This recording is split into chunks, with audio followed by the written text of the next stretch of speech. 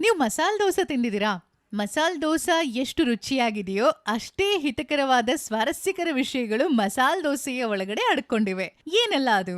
ಕೆಲವು ಮೂಲಗಳ ಪ್ರಕಾರ ಮಸಾಲ ದೋಸೆಯನ್ನ ಉಡುಪಿಯಲ್ಲಿ ಹುಟ್ಟಿದ್ದು ಅಂತ ಹೇಳಲಾಗತ್ತೆ. ಹಾಗೆಯೇ ಇದರ ಹಿಂದಿರುವ ಇನ್ನೊಂದು ಘಟನೆಯ ಪ್ರಕಾರ ವುಡ್ಲ್ಯಾಂಡ್ಸ್ ಹೋಟೆಲ್ನ ಮಾಲಕರು ಉಡುಪಿಯ ಕಡಂದಲೆ ಕೃಷ್ಣರಾವ್ ಅವರು. ಇದು ಆರಂಭವಾಗಿದ್ದು ತಮಿಳುನಾಡಿನ ಚೆನ್ನೈನಲ್ಲಿ, ಅಂದ್ರೆ ಅಂದಿನ ಮದ್ರಾಸ್.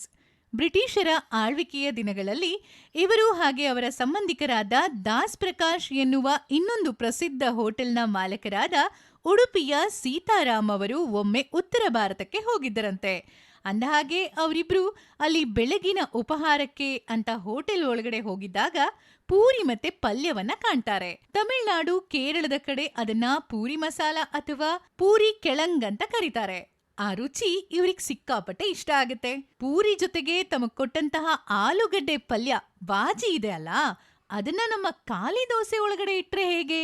ಹಾಗೆ ದಕ್ಷಿಣ ಭಾರತದ ಶೈಲಿಯಲ್ಲಿ ಅದನ್ನ ತಯಾರು ಮಾಡಿ ಗ್ರಾಹಕರಿಗೆ ನೀಡಿದ್ರೆ ಹೇಗಿರ್ಬಹುದು ಅಂತ ಯೋಚನೆ ಮಾಡಿ ಚೆನ್ನೈಗೆ ವಾಪಸ್ ಬಂದು ಅದರ ಪ್ರಯತ್ನವನ್ನ ಮಾಡ್ತಾರಂತೆ.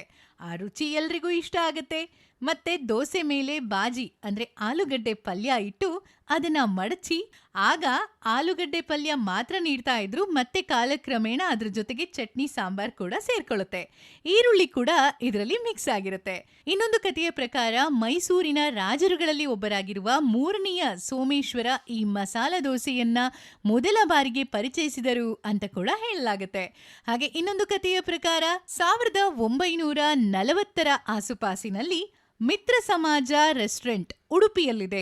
ಇದರ ಓನರ್ ಆಗಿರುವಂತಹ ಕೆ ಕೃಷ್ಣರಾವ್ ಅವರು ಈ ಮಸಾಲಾ ದೋಸೆವನ್ನ ಮೊದಲ ಬಾರಿಗೆ ಪ್ರಸಿದ್ಧತೆಯನ್ನ ಪಡೆಯೋದಕ್ಕೆ ಕಾರಣೀಕರ್ತರಾಗ್ತಾರೆ ಎನ್ನುತ್ತದೆ ಮತ್ತೊಂದು ಮೂಲ. ಹೀಗೆ ಮಸಾಲಾ ದೋಸೆ ಒಂದು, ಅದರ ಹಿಂದಿರುವ ಕಥೆಗಳು ನೂರಾರು. ಇದನ್ನ ಹೊರತುಪಡಿಸಿ ಬೇರೆ ಕಥೆಗಳು ನಿಮಗೆ ಗೊತ್ತಿದ್ರೆ ಅದನ್ನ ಖಂಡಿತ ನೀವಿಲ್ಲಿ ಶೇರ್ ಮಾಡ್ಕೋಬಹುದು.